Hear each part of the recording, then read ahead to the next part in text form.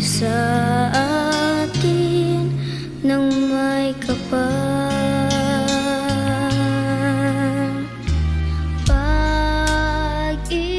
Pag-ibig ng bawat nilalang sa kapwa-tao ay gawang banal.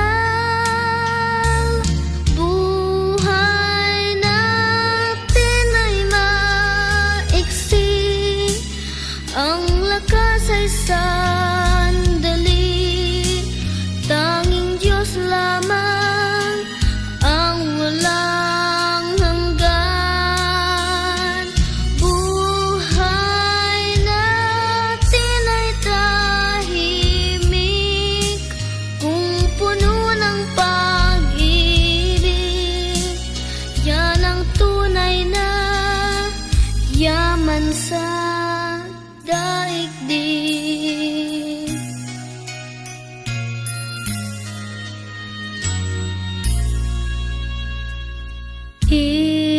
Hirap man ay ating harapin kung ang bukas nito ay ligaya.